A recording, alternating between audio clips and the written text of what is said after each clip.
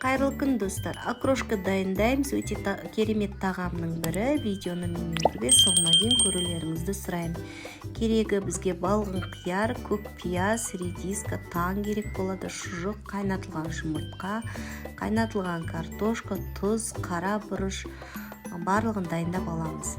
Енді қайнатылған осындай картошкамызды осындай кубиктап турап аламыз, ыдысымызға саламыз. Онан кейін қайнатылған жұмыртқамызды турап алып саламыз бетіне.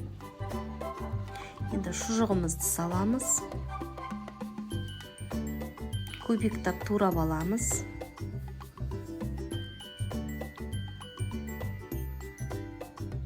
Шұжықты қосамыз. Онан кейін редиска қажет болады. Редисканы да майдалап турап алып қосамыз.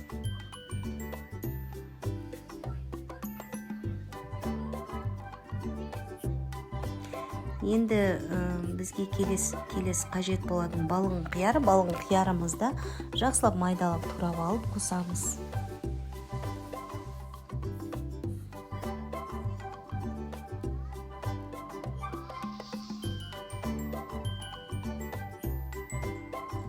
Енді татымына қарай тұз саламыз.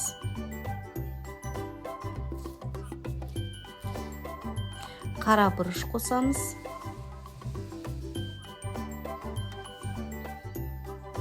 Және таңды қосамыз.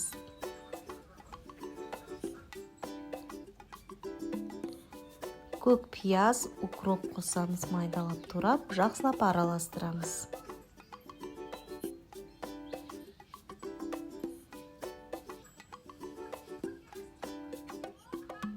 Мінекей дайын болды. Өте керемет, жасалу өте оңай. Салқын тағамның бірі. Міндетті түрде жасап көрсеңіздер болады. Сіздерге ұнайды деген ойдамын. Каналыма тіркеліп лайк басып комментарий қалдыруды ұмытпаңыздар. Сіздермен болған мен Жанар. Барлықтарыңызға ас болсын.